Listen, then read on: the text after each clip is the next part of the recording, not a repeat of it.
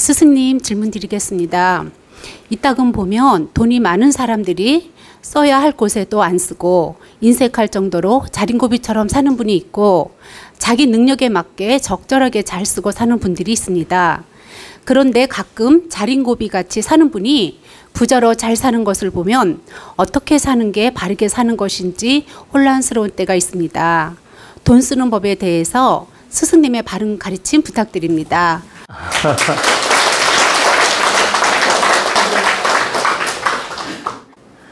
근데 이제 우리가 여러분들 주변에 보면 강남 부자들도 많고 강북 부자들도 많고 이렇게 돈이 많고 부자인데도 정말 적절하게 인생을 아주 많은 사람한테 베풀면서 득되게 덕이 있게 사는 분도 있고 정말 부자인데도 소위 재벌 수준인데도 아주 자기밖에 모르고 자기 가족밖에 모르고 아주 인색하게 짝이 없게 사는 분도 있죠. 저는 제가 이제 겪은 일인데 예전에 제가 이제 서울에 초창기에 올라와 가지고 이제 돈이 없으니까 월세방을 얻어서 이제 사무실을 냈을 거 아닙니까? 근데 그 집주인이 건물이 몇 개고 부자였어요. 그런데 이렇게 가만히 그분의 하는 행을 보니까 인색하기가 어느 정도냐면 정말 소금보다 더 짠 느낌이었어요. 그리고 월세 받을 때도 막 1,000원짜리 하나까지 꼭 받아야 되고 전기세 몇백 원까지도 계산해가지고 다 받아야 되고 근데 받는 것이 나쁘다는 것이 아니에요. 제 얘기는 이렇게 쓸 때 보면 정말 누구 밥 한 그릇 사줄 줄도 모르고 아주 뭐라고 할까 인색하기가 정말 자린고비였어요. 근데 할머니 할아버지가 이제 그때 당시에요. 그분이 연세가 드셨어요. 할머니 할아버지였는데 자손들도 이제 다 있지 않습니까? 근데 두 분이 그렇게 아주 참 자린고비처럼 재산을 모아가지고 건물이 몇 개고 부자는 되었습니다. 근데 그 세 사는 사람들한테 조금 덕을 베풀어도 될 텐데 정말 너무너무 인색했어요. 그러다 보니까 그 세를 사는 분들이 덕담을 해주겠습니까? 덕담 안 해주겠죠? 정말 그 할머니만 보면 야, 한마디씩 다 했어요. 저렇게 살아서 뭐 하려고 저렇게 사나 할 정도로 정말 인정이라고는 손톱만치도 없었어요. 그래서 많은 그 세입자들이 불만을 많이 가졌었는데 저는 그 모습을 보면서 불쌍하다는 생각이 들었습니다. 그 할머니가 참으로 불쌍하구나. 저렇게 인색하게 덕을 베풀지 않고 자기 질량을 마음껏 써보지도 못하고 재산만 모아서 살다가 앞으로 10년 안팎으로 돌아가실 텐데 저렇게 사는 게 참 의미가 있을까 하면서 참 불쌍하다는 생각이 들었어요. 근데 이제 그 이유를 제가 이제 들여다보면 현재 그분은 재산을 모아서 잘 사는 것처럼 보이는데 그 모아놓은 재산을 도둑질해 갈 사람이 기다리고 있었어요. 그 도둑이 누굴까요? 맞습니다. 그래서 우리가 바르게 쓰지 못하고 인색하고 돈만 모으면 하나의 돈지기밖에 안 돼요. 돈지기 아시죠? 돈을 지키는 돈지기. 돈지기밖에 안 되고 자기 돈은 없는 겁니다. 여러분 아셔야 돼요. 내가 돈을 쓴 것만큼 내 돈이에요. 밥도 내가 먹은 것만큼 내 밥이고 옷도 내가 입은 것만큼 내 거예요. 창고에 옷을 가득 싸놨어도 내가 한 번도 안 입었다? 내 게 아닙니다. 그리고 맛있는 음식을 내가 먹은 것만큼 남는 거고 내 겁니다. 돈도 내가 쓴 것만큼 내 거고 은행에다 잔뜩 저축해 놓고 한 푼도 안 썼어요. 몇백억을. 내 돈 아니에요. 은행 돈이야. 은행이 굴리다가 이제 자기 가버리면 뭐 자손한테 주겠죠? 그럼 자손이 바르게 쓸까요? 그렇지 않아요. 내가 인색하게 돈을 모아서 부자가 됐을 때 반드시 그 인색한 만큼 사자가 옵니다. 어떤 사자? 내 재산을 가지고 갈 수 있는 사자가 온다. 그러면 자식이라도 득되게 바르게 써주면 얼마나 감사해. 근데 부모님한테 배운 게 뭐예요? 맨 인색한 것만 배운 거야. 그러니까 이 자손들은 너무 답답한 거예요. 저렇게 왜 사나. 그러니까 에라 모르겠다. 우리는 쓰고 살자. 이렇게 해가지고 한풀이 한다고 분별력 없이 쓰는 거예요. 다시 말씀드리면 바르게 쓰는 법을 가리키면 자손들이 바르게 잘 쓸 텐데 오직 아끼는 것만 가리켰거든. 그리고 자손들이 보니까 우리는 돈 많고 부자인데 아끼는 것만 가리키니까 어때요? 나중에는 답답하게 느껴지고 열받는 거야. 그러니까 나중에는 막 열받아가지고 에라 모르겠다 가서 노름도 하고 빠찡꼬도 하고 그리고 뭐냐면 딸이면 가진 사치를 부리고 이렇게 가진 사치를 부리면서 낭비를 하고 이런 등등으로 해가지고 재산을 탕진하게 인연이 옵니다. 그래가지고 그동안 재산 모은 것들이 허망하게 만들어요.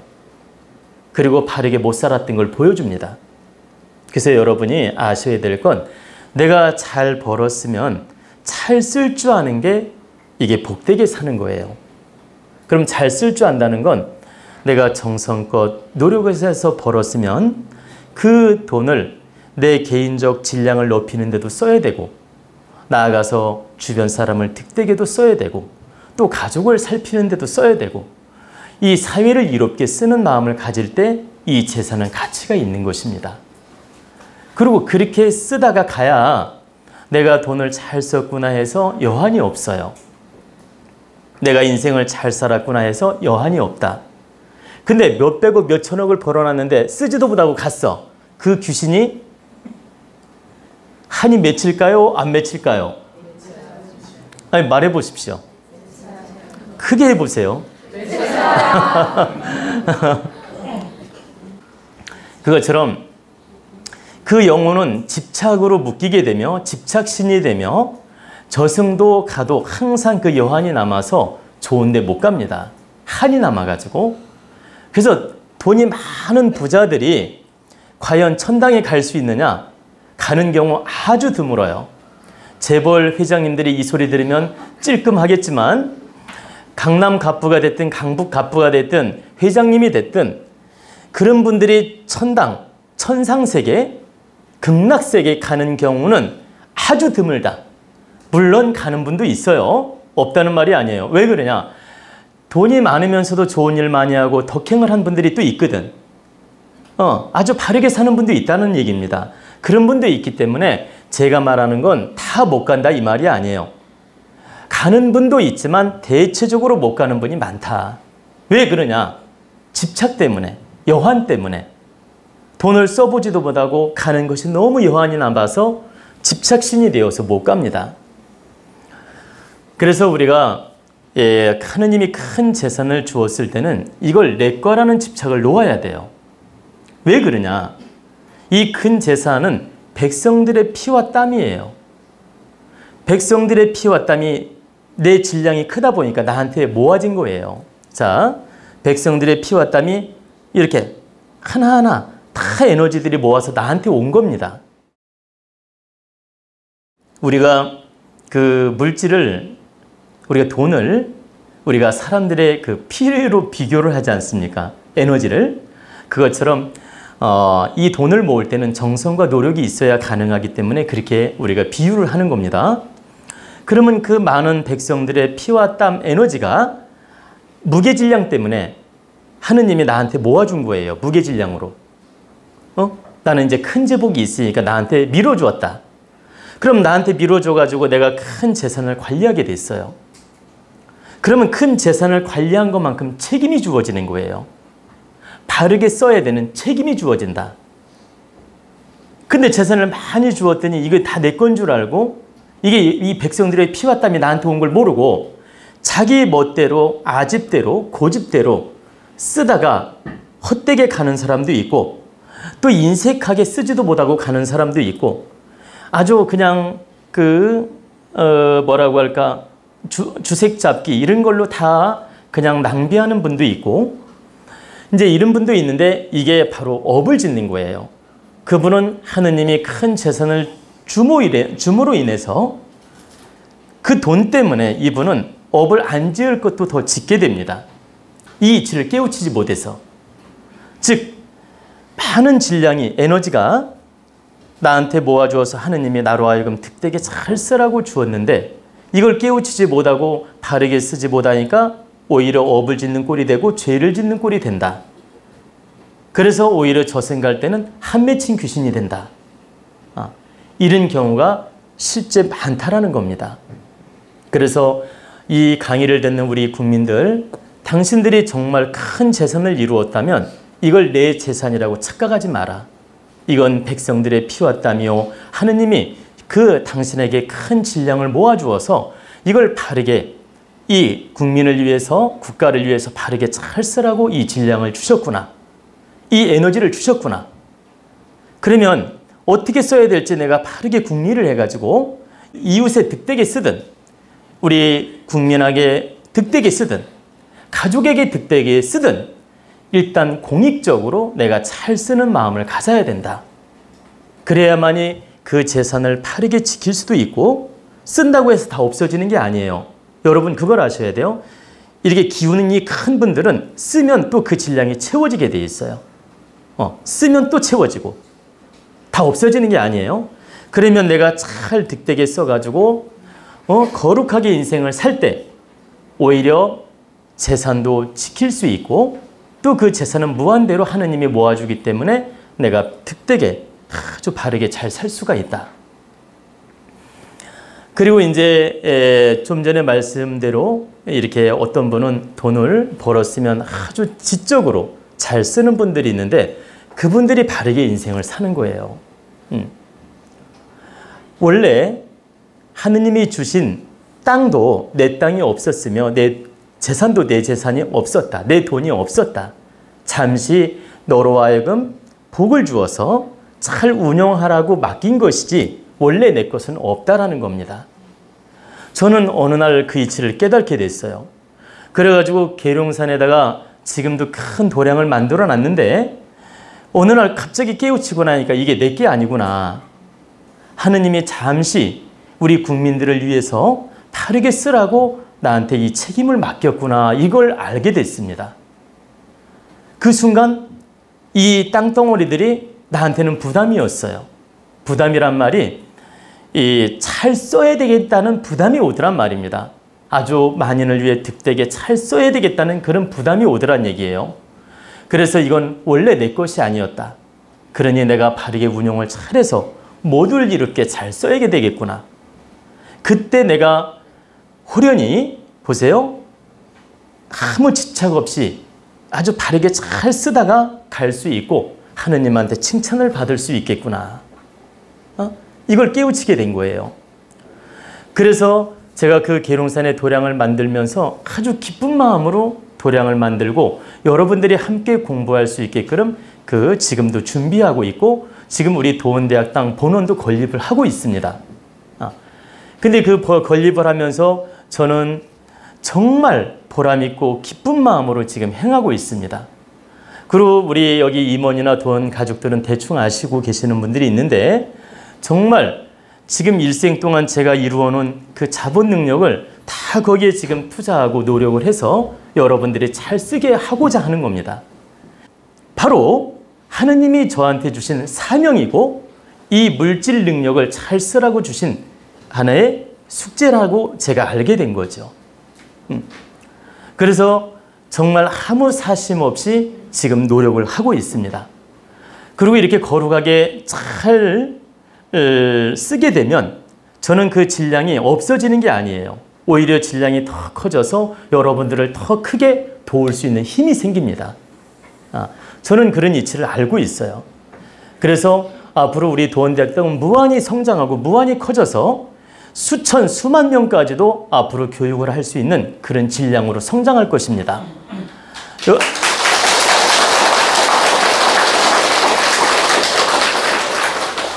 그래서 제가 이제 여러분들한테 제 얘기도 잠깐 해드린 이유는 큰 재력이나 이렇게 큰 부동산이나 큰 능력을 주었을 때는 이걸 내 거라는 집착을 갖지 마라. 하느님이 잠시 나로 하여금 잘 운용하라고 주었구나. 맡겼구나. 이렇게 받아들이고 우리가 득되게 사회를 위해 쓸 수 있는 마음을 가져야 됩니다. 그래야 그게 보람 있고 거룩한 행위 된다. 그래야 집착도 없어지고 내가 말년에 눈을 감을 때 여한도 없다.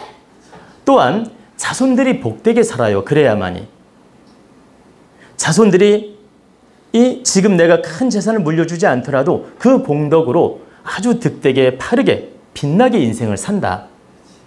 근데 내가 돈을 많이 벌어가지고 빌딩을 막 자손들한테 몇 개씩 물려줬어요. 이게 바르게 쓰이느냐? 절대 그렇지 않습니다. 하늘은 아주 공평하게 운영을 해요. 그래서 지금 부자인 것처럼 보이지만 반드시 사자를 보내가지고 자식으로 하여금 그 재산을 지키지 못하게 만듭니다. 그래가지고 부자 3대를 못 간다는 속설이 나오게 된 거예요. 그런데 저 경주 최씨나 부잣집 경주 최씨 부자인가요? 최부자? 이런 분들이 막 9대까지 부자로 살았던 것은 그 부를 내 거라고 생각하지 않고 만인을 위해 득되게 썼던 거예요. 주변에 거렁뱅이가 없게 만들고, 또 흉년에 이렇게 가슴 아픈 사람이 있으면 다 곡식을 풀어가지고, 살펴주고, 그리고 이제 흉년에는 땅도 사들이지 않고, 이렇게 덕행을 하면서 그분이 그 부의 이념을 지켰던 겁니다. 그러니까 바른 부를 운영했던 거예요. 근데 그 재력과 그 모든 그 부동산이나 모든 경제력을 아주 바르게 운영을 잘했던 겁니다. 그래서 이제 9대까지나 부를 누리고 우리가 대표적인 정말 존경할 만한 갑부집이다. 그래서 역사에 남는 부자라고 하지 않습니까? 그래서 지금 우리나라 1대 재벌, 2대 재벌, 3대 재벌 많지요. 그리고 누구라고 얘기는 안 하겠습니다. 왜냐면 그 재벌이 들으면 서운하니까. 간판만 봐도 이 재벌은 몇 대까지 가겠구나 딱 알 수 있어요.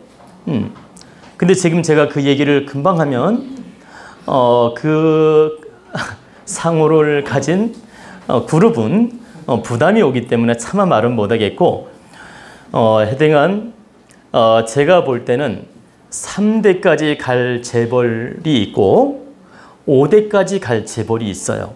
근데 우리나라 현재 재벌들을 보니까 5대 넘는 재벌이 없다. 현재 우리나라 지금 재벌들이 많잖아요. 그런데 3대까지 가는 재벌들도 있고 앞으로 많이 가면 5대까지 갈 재벌들이 있다라는 거죠. 그러나 5대를 넘는 재벌들이 없더란 얘기입니다. 제가 그 회사 이름을 보고 그분들의 관상을 보고 하는 행을 보니까 5대를 넘지 못하겠더란 얘기예요. 근데 이 재벌 회장님들이 지금이라도 바르게 깨우치고 정말 국민을 이롭게 나라를 이롭게 아주 덕행을 하면서 바른 이념을 가지고 자손한테 재력을 물려준다면, 그래 자손들을 바르게 가르쳐서 물려준다면 좀 더 연장할 수도 있어요. 근데 현재 하는 행을 보면 5대 넘어갈 재벌들이 없더란 얘기입니다. 그래서 우리나라 기업가들, 재벌들, 갑부들 이 강의 들으면 정신 차려야 됩니다. 지금 호화오식하고 빌딩 수십 개씩 가지고 있다 해서 자랑하지 마라. 얼마 못 가서 다 남의 것이 될 것이다. 당신들이 이걸 바르게 지키고 싶다면 오늘부터 이념을 바꿔야 된다. 당신 거라는 집착을 버려야 된다. 그래야만이 오래오래 자손에까지 이어지게 되며 그 재산이 유용하게 잘 쓰인다. 그리고 유용하게 잘 쓰일 때 그게 의미가 있는 것이지, 이 바르게 못 쓰인다면 이 재물은 독이 될 수 있어요. 여러분들이 꼭 아셔야 돼요. 제가 그 밴드에 시를 하나 올린 적 있죠? 돈에 대해서. 그것처럼 이 재물이라는 건 바르게 쓰지 못할 때는 오히려 독이 됩니다. 그래가지고 내 건강을 해치기도 하고 사람으로 하여금 원수짓게 만들고, 그리고 자손들을 오히려 아주 망가지게 만들 수도 있어요. 그래서 돈이라는 건 아주 우리한테 귀한 것이지만 우리 질량을 높여주고 우리 생활을 윤택하게 하고 정말 필요하고 귀한 것이지만 바르게 쓰지 못할 때는 오히려 독이 된다. 그래서 돈 많은 갑부들은 이 강의를 듣고 당신들이 이걸 도구로 쓸 건지 돈으로 쓸 건지 복으로 쓸 건지 이것은 당신들 학이 달려 있다. 그러니까 돈 많은 갑부들은 이 강의를 듣고 반드시 반성하고 깨우치고 노력하셔야 됩니다. 그래야 당신들 자손들이 빛나게 살 수 있지, 그렇지 않으면 오히려 돈 때문에 화근이 되어서 자손들이 어려워질 수 있다. 이런 이치를 꼭 알으라고 제가 이 말씀을 드렸고요.